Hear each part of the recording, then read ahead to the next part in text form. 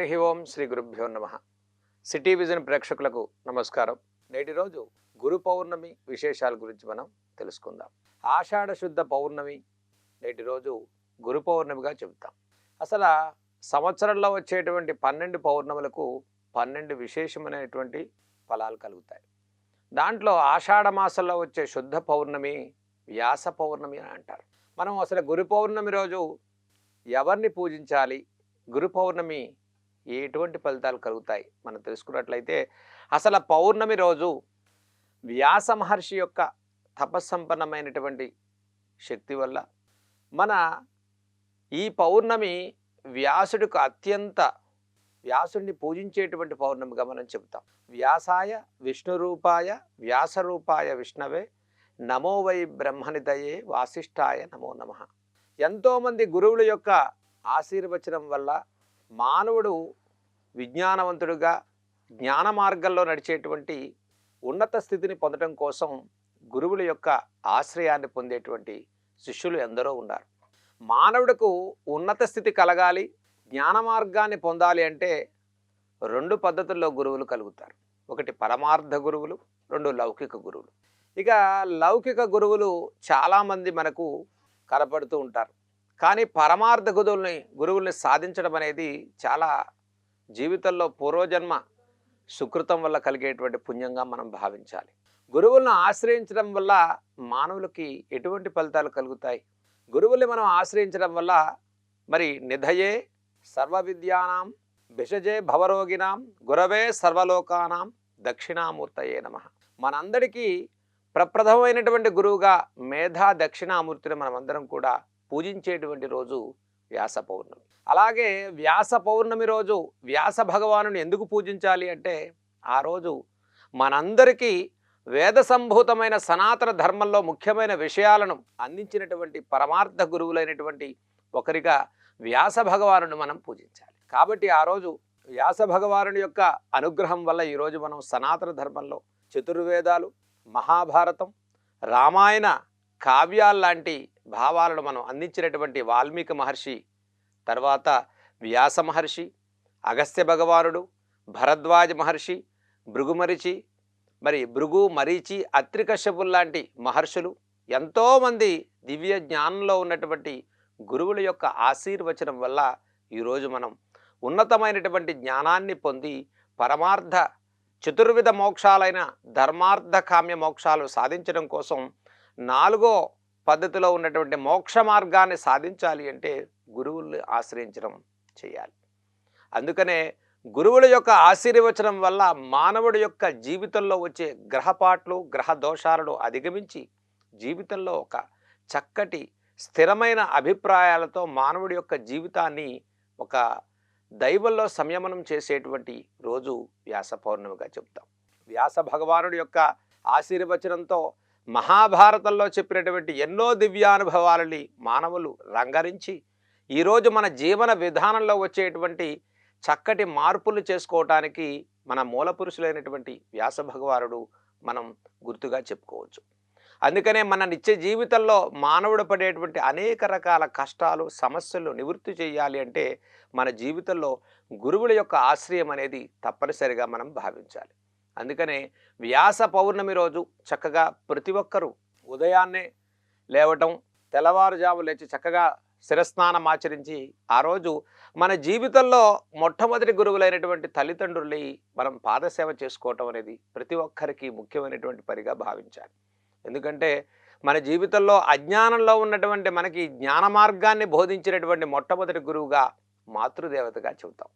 అందుకని తల్లిదండ్రులిద్దరి యొక్క పాదసేవ చేసుకోవటం, వ్యాస పౌర్ణమి రోజు మనం ఉచ్చస్థితిలో ఉండటానికి, మన ఉన్నతమైన మార్గంలో ఉండటానికి, మన మీద మంచి అభిప్రాయంతో, మంచి భావాలతో, మన యొక్క జీవితంలో మంచి విషయాలను బోధించినటువంటి ప్రతి ఒక్క గురువులకు పాదాభివందనాలు చేసుకునేటువంటి రోజు వ్యాస పౌర్ణమి.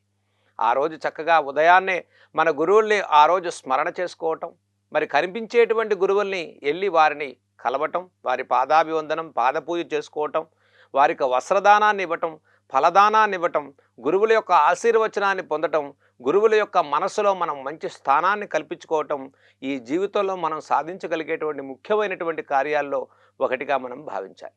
కాబట్టి వ్యాస పౌర్ణమి రోజు ఎటువంటి వాళ్ళకైనా సరే మన జీవితంలో ఏదో ఒక గురువు వల్ల మనం ఒక మంచి విషయాలు తెలుసుకుంటూ ఉంటాం. అందుకనే అజ్ఞాన తిమిరాంధస్య జ్ఞానాంజన శలాకయ చక్షుర్మిళితం ఏన తస్మై శ్రీ గురవే నమః. అసలు గురువు యొక్క ఆశీర్వచనం లేనిదే మన జీవితంలో చీకటిగా ఉండేటువంటి వాడికి వెలుగు చూపించినట్టుగా మరి జీవితంలో అజ్ఞానమంతా పోయి జ్ఞాన మార్గాన్ని సంపాదించాలి అంటే చక్కటి గురువుల యొక్క ఆశీర్వచనం కలగాలి. ఎందరో మహానుభావుల యొక్క ఆశీర్వచన ఫలం వల్ల మనం జ్ఞానం అనేటువంటి ప్రసాదాన్ని పొందగలుగుతాం. గురువుల యొక్క సేవ చేసుకోవటం, గురువుల యొక్క మనోభావాల్ని మనం తెలుసుకుని మన జీవితంలో ఉచ్చస్థితికి వెళ్ళాలి అంటే ముందు క్రమశిక్షణ, జీవితంలో మంచి సంయమనం, మంచి నడవడిక, మంచి ఆధ్యాత్మిక పద్ధతులు, దైవిక భావాలతో కూడుకున్నటువంటి జీవితాన్ని మనం సంపాదించుకోవాలి అంటే గురువుల యొక్క ఆశ్రయం తప్పనిసరి మనకి వేదాలు చెప్తున్నాయి. అందుకనే జీవితంలో మన సనాతన ధర్మాన్ని రక్షించేటువంటి పద్ధతిలో మొట్టమొదటి పనిగా మనం గురువుల యొక్క మాటను వినటం. కాబట్టి గురువుల యొక్క మాటని మనం ఖచ్చితంగా పాటిస్తూ గురువుల యొక్క మంత్రం, వారిచ్చినటువంటి మంత్రాన్ని మనం ఉపదేశంగా చేసుకుని జీవితంలో ఒక మంచి సద్గురువుల యొక్క భావన వల్ల మన జీవితంలో మంచి మార్పులు కలుగుతాయి. అది తప్పనిసరి అని మనం అనుభవపూర్వకంగా తెలుసుకోవాలి. కాబట్టి ఎన్నో అనుభవాలు, ఎంతోమంది గురువుల యొక్క సారాంశాలను మనం వింటూ ఉంటాం. కానీ వ్యాస పౌర్ణమి రోజు వ్యాస మహర్షి చెప్పినటువంటి మరి మహాభారతాది ఇతిహాసాలు ఎన్నో మనకు అందించి జీవన మనుగడకు కావాల్సినటువంటి జీవితంలో మానవుడు ఉచ్చస్థితిలో తీర్చిదిద్దబడి జ్ఞాన మార్గంలో మన ధర్మాన్ని పైకి తీసుకొచ్చేటువంటి భావాలు ఎన్నో విషయాలు మనకు చెప్పబడ్డాయి వ్యాస మహర్షి చెప్పినటువంటి ఇతిహాసాల వల్ల. అందుకని వ్యాసుని యొక్క దర్శనం, వ్యాసుని యొక్క నామాన్ని స్మరణ చేసే రోజు వ్యాస పౌర్ణమి. ఈ పౌర్ణమి చక్కగా సద్గురువుల యొక్క భావాన్ని పొందేటువంటి రోజు. మరి గురు దత్తాత్రేయుడు, గురు రాఘవేంద్రుల యొక్క పూజించేటువంటి రోజుగా కూడా వ్యాస పౌర్ణమి చేస్తాం. గురు రాఘవేంద్ర స్వామిని పూజించినటువంటి వారికి శీఘ్రంగా మనోభీష్టాలు సిద్ధించినట్టుగా, ఒక గురువుల్ని ఆశ్రయించిన వారికి ఎన్నో కష్టాలు ఆయన యొక్క తపస్సంపన్నమైన శక్తి వల్ల మానవుడు శీఘ్రంగా తీర్చిదిద్దబడతాడు. మరి ఎన్నో గురువుల యొక్క మానవులు పడుతున్న శాపాలను తప్పించేటువంటి శక్తి ఎవరికున్నది అంటే కలియుగంలో ఆ యొక్క తపస్సంపన్నమైన శక్తిని పొందేటువంటి గురువుల వల్లే అవుతుంది. కాబట్టి ఒక గురువును మనం, మంచి గురువుల్ని మనం సంపాదించుకోవాలి అంటే ముఖ్యంగా మనం ప్రతిరోజు కూడా మేధా దక్షిణామూర్తి యొక్క స్తోత్రాలు మనం చేయాలి.